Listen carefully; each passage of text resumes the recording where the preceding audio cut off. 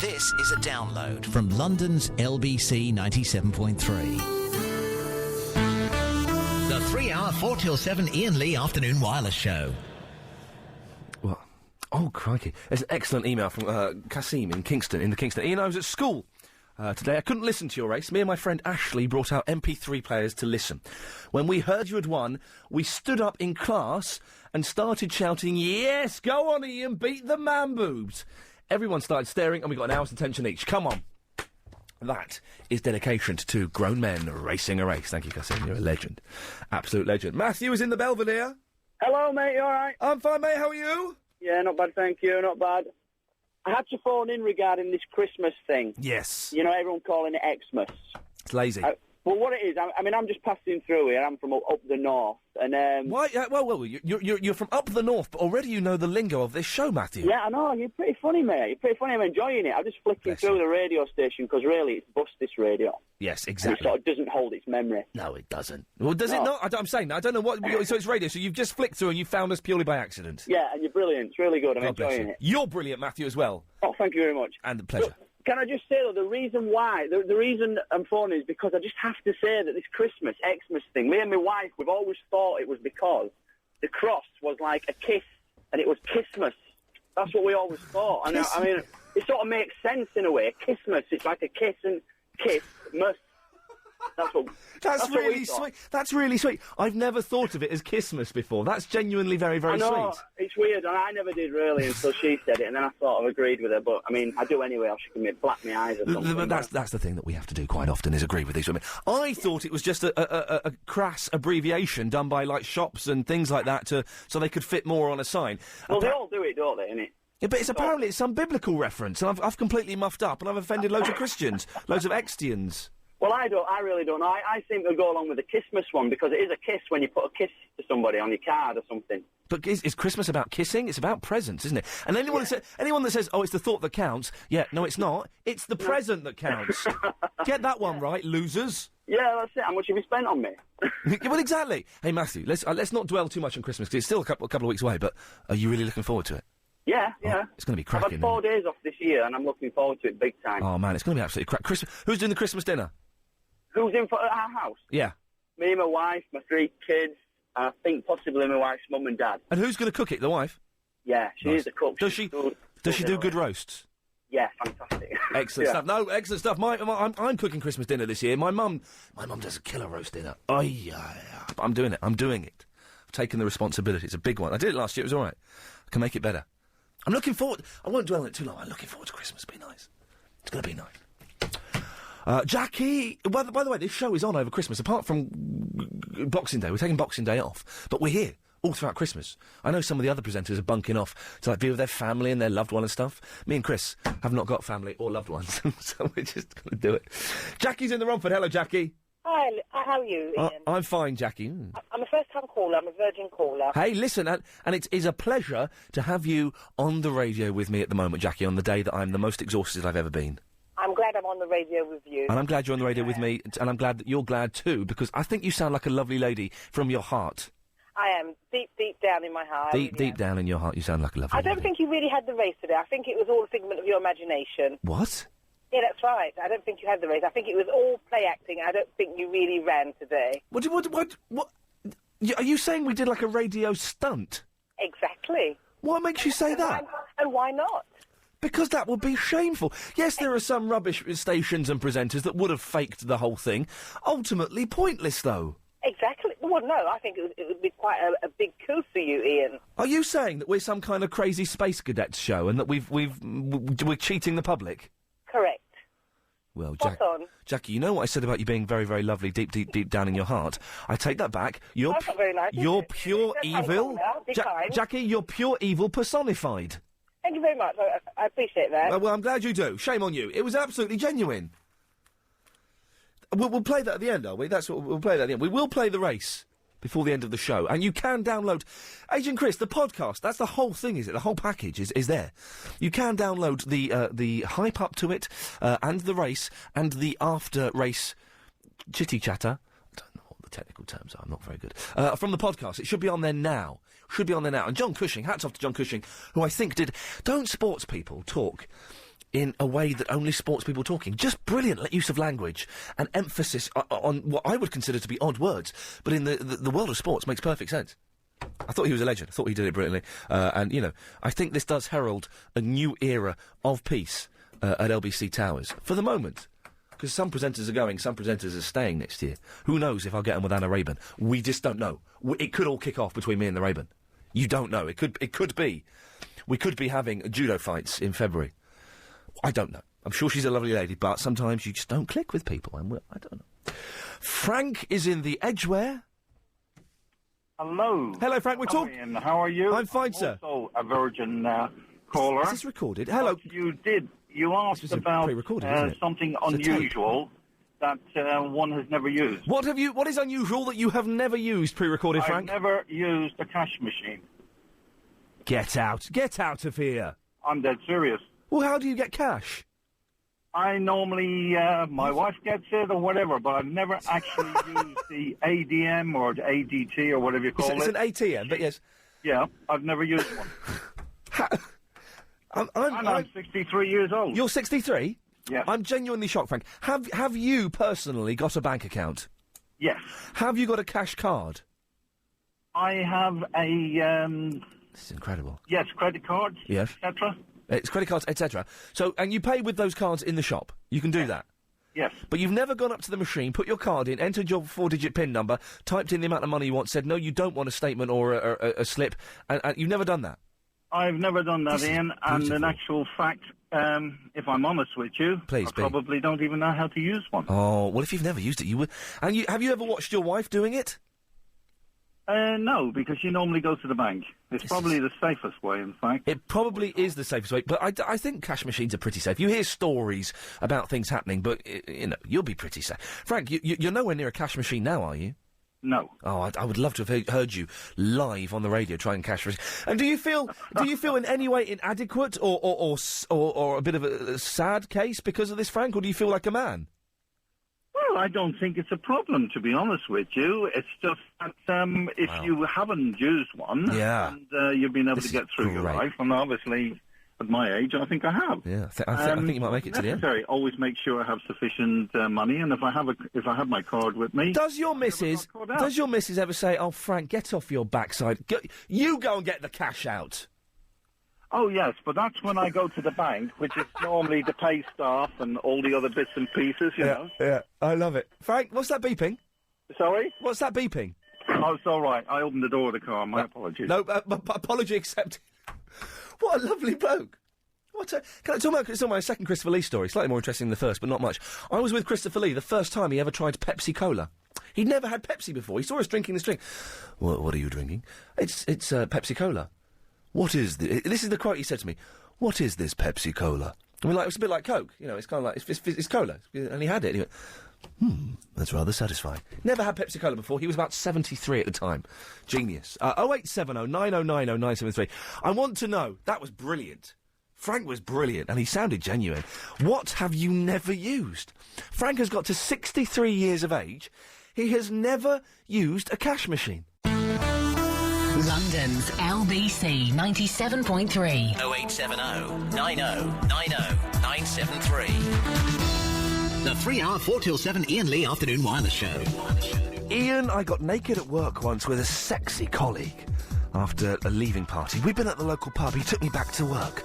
The cleaners turned up and we had to run around the building naked, clutching our clothes, trying to hide from them. They turned up early. Catherine on the 56. I don't understand the location. Maybe it's a grid reference. Someone can enter that into a computer and see what comes up. Be very handy. Iain, I've been naked at work. I'm cabin crew.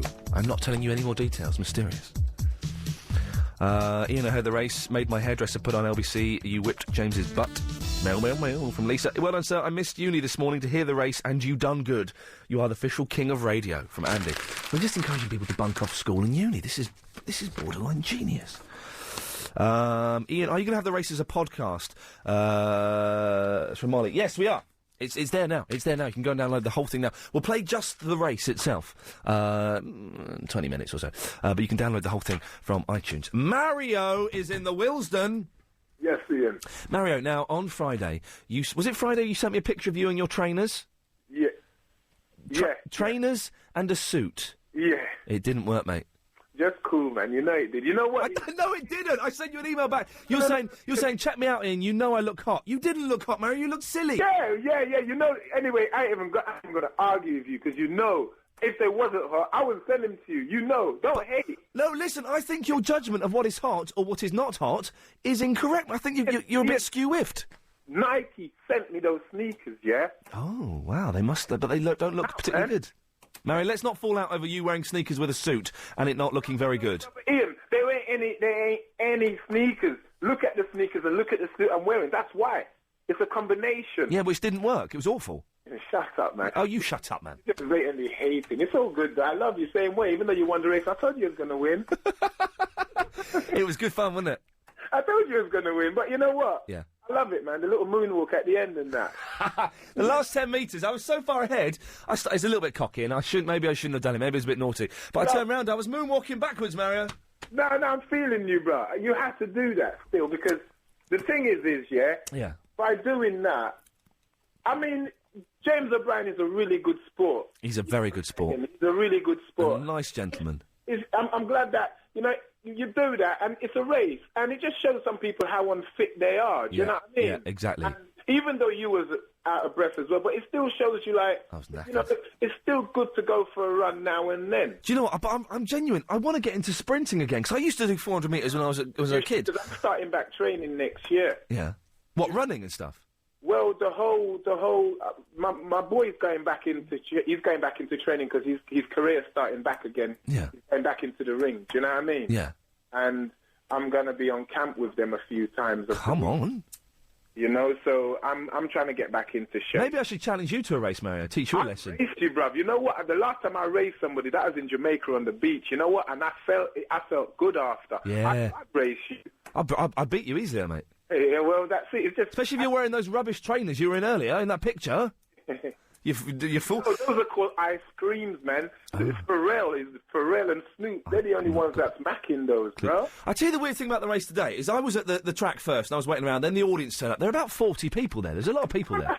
That's what I'm talking about. I mean, that race, everyone listened to that race. Do you know what I mean? Everyone in London stopped. Even the presenters on other radio stations just put on extra long records to listen. That was more entertainment than the boxing fight I was at. Oh, you were at the boxing the other night, weren't you? I saw the last 3 rounds of that, and it was apparently the night, man. Agent Chris is saying it was good. From what I heard, it was a rubbish fight, wasn't it?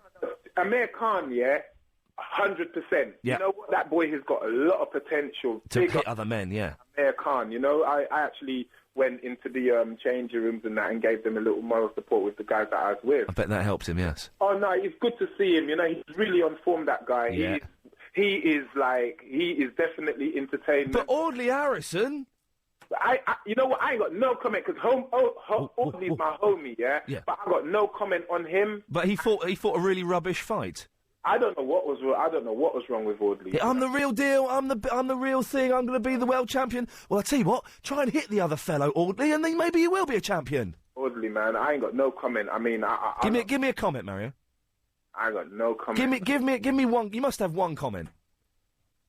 You want to start fooling the public and get in the ring and start fighting properly. I knew Mario had a comment. I knew he had a comment in him. I could feel there was a comment. It's lurking beneath the surface. We hooked it on the line. We reeled it in. We managed to get it out. Excellent stuff. Mario, it's a pleasure as always to talk to you, although in that photo you sent me, you did look silly with trainers and a suit. You did, didn't you? You saw it, Agent Chris. Yeah, you shugging your shop. Ian's in the Croydon. Hello, Ian. Hello, Ian. Ian, what are you doing? Are you eating Rice Krispies? No, I'm not eating Rice Krispies. I've just pulled over. Well, jolly good for you, sir. Yeah. One thing that I've never ever done. Go on. And I'm 43. I've never drunk tea or coffee. What? Never tasted it. You've never had tea? How old are you? 43. I've never had Pepsi either. I tasted Coke once. Yeah, didn't like it. Didn't like it. And that's it. You've never had... But I have literally about 12, 15 cups of tea a day, which is too much. It's too much, but I do like it. How can you... What do you drink, then? Mainly water, milk if it's ice cold, or fruit drinks. Oh, mate. God, why do... No alcohol either, and it's got nothing to do with religion or, just...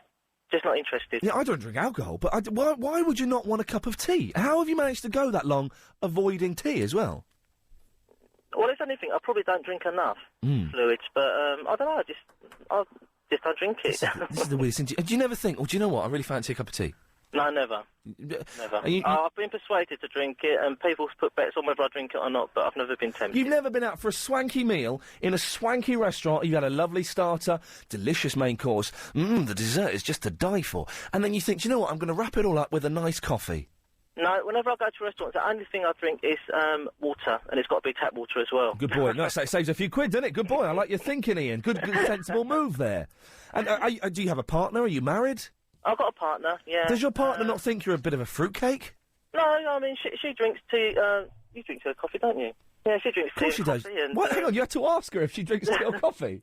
Yeah, because she doesn't drink it when I'm around, really. She sort of, like, stops. May I talk to your partner? Yeah, sure, here she is. Hello. Hello, Ian's partner. What's your name? Siobhan. Siobhan. What? Don't you think it's a bit weird that Ian doesn't drink tea or coffee? Extremely weird. What? Have you ever tried to make him tea or coffee? No. Have you ever tried to put tea in another drink of his so he doesn't know that he's drinking tea? I tried to persuade him to drink a fruit tea. Oh, no, that's not going to help. That's going to mess things up because they're not real teas. Yeah, tea is brown. Fair enough, yeah. No, he won't drink it. Won't drink it. Did you have a conversation, like, a little bit into your relationship where he went, like, I've got something to tell you, Siobhan, I don't drink tea or coffee. Did that ever happen?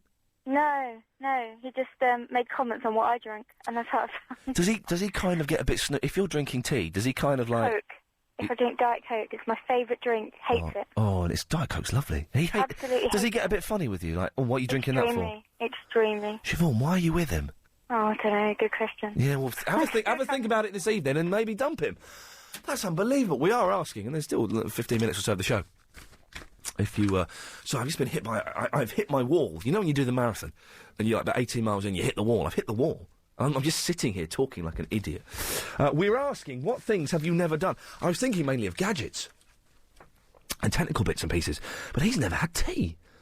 That's weird. I do live on tea. Is there something you've never tried?